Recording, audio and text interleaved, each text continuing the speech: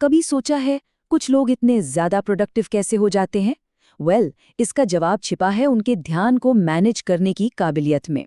और आज हम इसी सिस्टम के रहस्य को खोलने वाले हैं। सच कहूं तो हमारा ध्यान, हमारी अटेंशन, यही हमारी सबसे कीमती दौलत है। तो इस सफर में हम क्या क्या देखने वाले हैं? सबसे पहले हम अपने दिमाग की सीमाओं को समझेंगे। फिर हाइपर फोकस और स्कैटर फोकस, ये दो बहुत ही पावरफुल मोड्स हैं, इनको जानेंगे। इसके बाद हम देखेंगे कि नए आइडियाज के लिए डॉट्स कैसे जोड़े जाते हैं, और आखिर में इन सब को मिलाकर एक मजबूत सिस्टम कैसे तैयार किया जाए। अच्छा, ये समझने के लिए कि फोकस इतना ज़रूरी क्यों है, हमें सबसे पहले अपने दिमाग की एक बुनियादी सीमा को समझना होगा। एक ऐसी लिमिटेशन जो हमारी प्रोडक्टिविटी को रोकती है। तो चलिए, समाधान पर आने से पहले एक सवाल से इस प्रॉब्लम के साइज को समझते हैं। सवाल ये है कि हर एक सेकंड में हमारा दिमाग कितनी जानकारी, कितनी इन्फॉर्मेशन रिसीव कर सकता है। टिमोथी विल्सन की रिसर्च के मुताबिक हमारा दिमाग हर सेकंड लगभग 1,10,00,000 बिट्स की सेंसरी इंफॉर्मेशन रिसीव करता है। जी हाँ, 1,10,00,000। ये एक बहुत बहुत बड़ा नंबर है। लेकिन इस विशाल डेटा की बाढ़ में से हम सचेत रूप से, मतलब कॉन्शियसली, कितना प्रोसेस कर पाते हैं?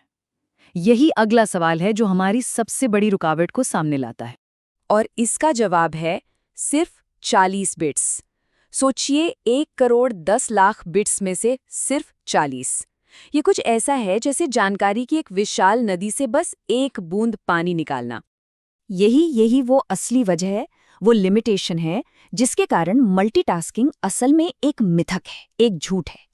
किसी भी मुश्किल काम के लिए सिंगल टास्किंग ही एकमात्र रास्ता है, ताकि हम अपनी इस लिमिटेड बैंडविड्थ का पूरा इस्तेमाल उस एक काम पर कर सकें। तो सवाल ये उठता है कि इस लिमिटेड बैंडविड्थ को मैनेज कैसे किया जाए? इसमें महारत हासिल करने का पहला मोड है हाइपर फोकस। हाइपर फोकस का मतलब है गहन सिंगल पॉइंटेड कॉन्सेंट्रेशन की एक स्टेट। इसको ऐसे समझिए, जैसे जब कोई किताब पढ़ने में इतना डूब जाता है कि उसे आसपास की दुनिया का कोई ख्याल ही नहीं रहता। बस वही हाइपर फोकस है। इस पावरफुल स्टेट में जाने का एक सीधा साधा 4 स्टेप का प्रोसेस है। पहला, एक काम, एक ऑब्जेक्ट ऑफ अटेंशन चुनें। दूसरा, सारे बाहरी और अंदरूनी डिस्ट्रैक्शंस को हटा दें। तीसरा, बस उसी चुने हुए काम पर फोकस करें। और चौथा, जो कि बहुत ज़रूरी है, जब भी ध्यान भटके उसे धीरे से वापस उसी काम पर ले आएं। अब देखिए, डिस्ट्रैक्शंस पर काबू पाना इतना मुश्किल क्यों होता है? क्योंकि हमारा दिमाग असल में ज्ञान वाले काम के लिए नहीं बना है। ये तो सर्वाइवल और रिप्रोडक्शन के लिए बना है। इसे हमेशा नई चीज़ों की तलाश रहती है, एक डोपामाइन रश चाहिए होता है। इसीलिए फ़ोन को साइलेंट करना या नोटिफिकेशंस बंद करने जैसे छोटे छोटे कदम भी इतने ज़्यादा असरदार होते हैं। लेकिन गहरा ध्यान या हाइपर फोकस, ये तो कहानी का सिर्फ एक हिस्सा है। असली मास्टरी के लिए इसके एक और पावरफुल साथी की ज़रूरत होती है, और वो साथी है स्कैटर फोकस। स्कैटर फोकस को आप क्रिएटिविटी और प्रॉब्लम सॉल्विंग का एक गुमनाम हीरो समझ सकते हैं। ये वो मोड है जब हम अपने दिमाग को जानबूझकर भटकने देते हैं, और तभी वो अप्रत्याशित तरीकों से नए नए आइडियाज़ को जोड़ता है। हाँ, ये कोई आलस नहीं है। ये हाई लेवल सोच के लिए दिमाग का एक जानबूझकर इस्तेमाल किया जाने वाला एक बहुत ही प्रोडक्टिव मोड है। कभी सोचा है कि सबसे अच्छे आइडियाज़ हमें शावर लेते हुए या टहलते हुए ही क्यों आते हैं? वो इसी स्कैटर फोकस की वजह से होता है। तो हम जानबूझकर कुछ सिंपल एक्टिविटीज़ का इस्तेमाल कर सकते हैं ताकि हमारा मन प्रोडक्टिव तरीके से भटक सके, जैसे कि टहलना, म्यूजिक सुनना या बस खिड़की से बाहर देखना। ये सभी स्कैटर फोकस के लिए बहुत पावरफुल ट्रिगर हो सकते हैं। यहाँ ये समझना ज़रूरी है कि ये दोनों मोड, हाइपर फोकस और स्कैटर फोकस, अलग अलग काम नहीं करते। ये दोनों मिलकर आइडिया सोचने और उन पर अमल करने का एक बहुत ही पावरफुल सिस्टम बनाते हैं। देखिए, स्कैटर फोकस का काम है डॉट्स को जोड़ना, लेकिन डॉट्स जोड़ने के लिए पहले हमें अच्छे डॉट्स इकट्ठा भी तो करने होंगे, है ना? ये डॉट्स क्या हैं? ये हैं हमारे आइडियाज़, हमारी जानकारी, हमारे अनुभव, और ये हमें मिलते हैं अच्छी क्वालिटी की इन्फॉर्मेशन को सोच समझकर कंज्यूम करने से। इसे हम अपनी इन्फॉर्मेशन डाइट की तरह सोच सकते हैं।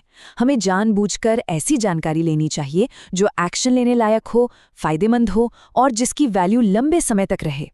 इससे हमारे पास जोड़ने के लिए बेहतर डॉट्स होंगे और भविष्य में बेहतर आइडियाज आएंगे। आपको पता है, महान वैज्ञानिक आइंस्टीन ने कहा था, मेरे पास कोई खास टैलेंट नहीं है, मैं बस बहुत ज्यादा जिज्ञासु हूं।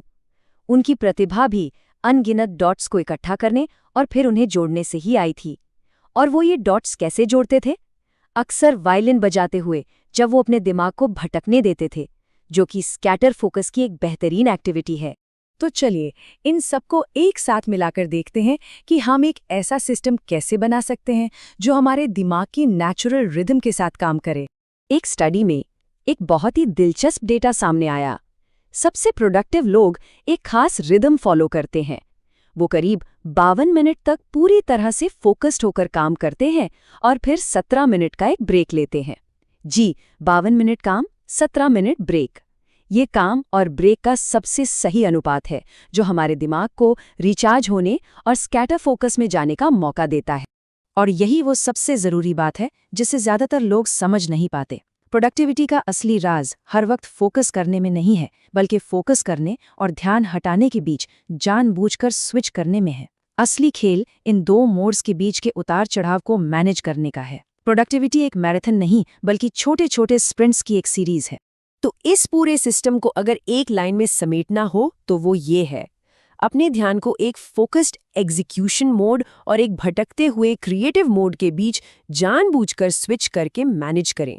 और आखिर में एक सवाल, हमारी जिंदगी उन सभी चीजों का जोड़ है जिन पर हम ध्यान देते हैं। तो सवाल ये है कि आज इस कीमती ध्यान को किस चीज पर लगाया जाए।